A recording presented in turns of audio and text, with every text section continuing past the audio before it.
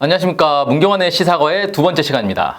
미국이 비운동성 무기로 북한 ICBM 개발을 막으려 했으나 실패했다. 오늘 또 많은 관계 학생들이 오셨네요.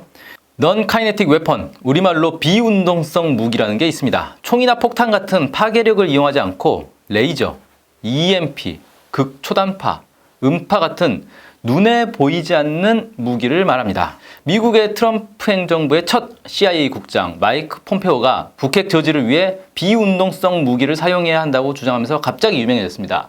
폼페오는 북한이 실질적 위협 단계에 근접했다면서 미국은 북핵 프로그램을 수년 뒤로 후퇴시킬 수 있는 비운동성 무기 기술을 보유하고 있다며 이 기술을 사용할 시기가 됐다고 주장했습니다.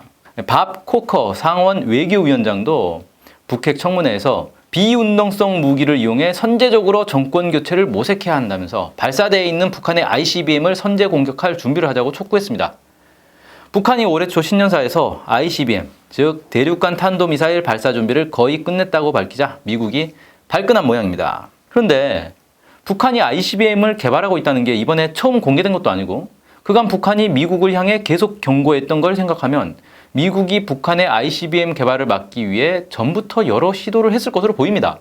이와 관련해 흥미로운 소식이 뉴욕타임스를 통해 공개됐습니다. 지난 3월 4일 보도된 트럼프가 물려받은 유산, 북한 미사일에 대응하는 비밀 사이버전에 따르면 이미 3년 전에 오바마 전 대통령이 국방부에 북한 미사일 개발에 대한 대책으로 사이버전, 전자전 수준을 끌어올리라고 지시했다고 합니다.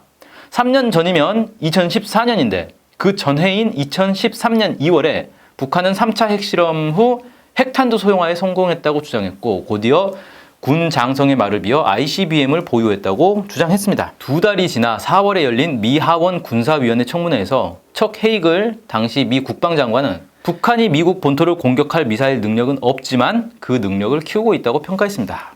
그런데 일주일 후 열린 상원 청문회에서 마이클 플린 당시 국방정보국 국장은 북한이 이미 미국 본토를 공격할 능력을 갖췄다고 어느 정도 자신 있게 평가했습니다. 플린은 이번에 트럼프 첫 국가안보보좌관으로 임명됐지만 러시아와 내통 의혹으로 한 달도 못 가서 사임했죠. 아무튼 논란이 커지자 오바마 전 대통령이 나서서 일단 북한이 ICBM에 핵탄두를 장착할 능력이 없는 걸로 결론을 내렸습니다. 하지만 이듬해인 2014년 3월 미 북미 항공우주방위사령부 찰스 자코비 사령관은 북한의 미 본토에 대한 미사일 위협은 이론이 아니라 실제라고 주장했습니다. 바로 이 즈음에 오바마 전 대통령이 북한 ICBM 개발을 막으라고 국방부에 지시한 것입니다. 그런데 미국에는 미사일을 막는 무기 MD가 있는데 왜 추가 대책을 세웠던 걸까요? 2014년 초 오바마 전 대통령은 3천억 달러를 들여 개발해온 MD 체계가 실패라는 결론을 내렸다고 합니다. 알래스카와 캘리포니아에서 진행된 요격 시험은 거의 완벽한 환경에서도 전반적 실패율이 56%나 달해서 실제 전투 상황에서는 너무 비효율적이라는 것입니다. 이렇게 보면 MD의 일종인 사드를 한국에 기어이 배치하겠다는 의도에 의문이 갑니다. 아무튼 오바마 전 대통령이 새로운 지시를 내린 지 2년이 지난 2016년 북한의 신형 중장거리 미사일인 화성 10호, 한미 당국은 무수단 미사일이라고 부르죠. 이걸 시험 발사했는데 계속 실패합니다. 그러다 6월에야 겨우 성공합니다. 뉴욕타임스는 북한 미사일 시험이 계속 실패한 이유가 바로 미국의 방해작전 때문이었다고 분석합니다. 방해작전의 이름은 크래시 프로그램이며 사용한 기술을 발사의 왼편이라고 부르는데 발사 전 단계에 미사일을 무력화시키는 기술이라고 합니다. 왜 발사의 왼편이라 부르는지 이 표를 보면 알 수 있습니다. 이 발사 전 단계가 있고 발사 단계, 상승 단계, 날아가는 단계, 종말 단계가 있는데 이 발사 단계의 왼쪽에 있는 발사 전 단계, 그래서 발사의 왼편이라 부르는 거죠. 미 군사 관계자들은 이 작전이 발사하기 전 혹은 발사 직후에 미사일을 타격하는 기술이며 기존의 미사일 요격 기술보다 훨씬 적은 비용이 든다고 자랑했습니다.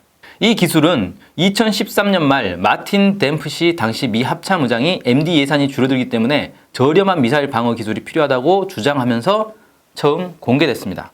댐프시는 사이버전과 에너지, 전자공격을 통한 미사일 방어 프로그램, 일명 민첩한 타격 전략을 수립했습니다. 구체적 기술은 공개되지 않았지만 과거 이란 핵시설을 공격하기 위해 퍼뜨린 컴퓨터 바이러스의 일종인 스톡스넷과 유사한 기술, 레이저 기술, 전파 교란 이런 기술이 사용된 것으로 보입니다. 미국의 대표적 군수업체인 레이시온사가 개발을 맡고 있습니다. 사실 이 기술은 미사일을 설계하는 단계부터 개입하는 매우 광범위하고 장기간에 걸친 공작과 결합되는 것입니다. 뉴욕타임스는 북한의 핵미사일 개발 배경을 미국의 침략이나 중국의 경제 지배를 막기 위한 생존 전략으로 보았습니다. 북한은 생존을 위해 미사일 기술을 이례적으로 빠르게 발전시켰는데 미국 미들베리 국제문제연구소가 2001년에 작성한 보고서에 따르면 미사일 개발과 생산의 역사에 있어서 완벽하게 특별해 보인다. 이렇게 말할 정도였습니다. 이에 맞서 부시 전 대통령은 북한 미사일 부품 공급망에 침투하는 프로그램을 가동했습니다. 북한의 미사일이 오작동하도록 제작 단계부터 개입해 데이터를 조작한 것입니다. 아무튼 이 크래시 프로그램은 성공하는 데 했지만 결국 북한은 중장거리 탄도미사일 화성 10호를 발사하는 데 성공했고 올 들어 신형 중거리 탄도미사일 북극성 2형도 발사 성공했습니다.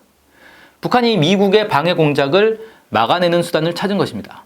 뉴욕타임스는 북한이 미국의 방해 공작을 눈치채고 보안 검열을 통해 크래시 프로그램을 극복했다고 분석했습니다.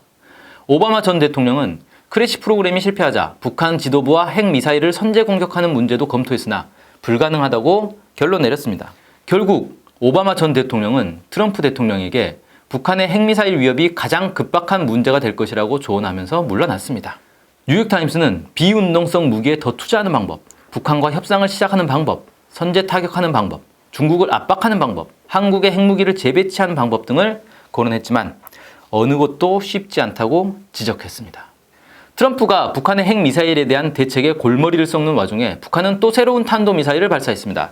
지난 3월 6일 북한이 동시 발사한 4기의 중거리 탄도미사일 중 3기는 천여 킬로미터를 날아 일본 배타적 경제 수역에 떨어졌다고 합니다.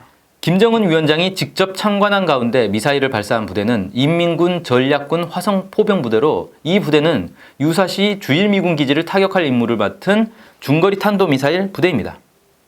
노동신문은 이번 훈련의 목적이 화성 포병부대의 핵 전투부 취급 질서와 신속한 작전 수행 능력을 판정 검열이라고 밝혔습니다. 핵 전투부란 핵탄두의 북한식 표현입니다. 북한은 이번에 핵탄두 운용 매뉴얼을 점검한 것입니다. 또 최고사령관의 유일적 지휘 관리 체계를 강조했는데 이는 최고사령관이 핵미사일 발사 명령을 내리면 중간 단계 없이 곧바로 미사일을 발사하는 체계를 의미합니다. 즉 북한은 언제든 신속하게 주일미군을 핵미사일로 공격하는 훈련을 한 것입니다. 특히 4발을 동시에 발사했는데 이는 미사일 요격을 무력화시킬 수 있는 기술입니다. 미국의 북한 핵미사일을 저지하려는 시도가 계속 실패하는 가운데 북한의 핵미사일 능력은 갈수록 커지고 있습니다. 한국 정부는 국가 존립이 달린 상황에서 사드만 쳐다보며 속수무책입니다. 북한이 ICBM 개발의 코앞에 다가가면서 미국에게 게임 체인저, 판도를 뒤바꾸는 중요한 요소가 되고 있습니다. 관련국이 한자리에 모여 한반도 평화를 위한 대화를 시급히 시작해야 할 시점입니다. 네, 오늘 수업 여기서 마치겠습니다. 감사합니다.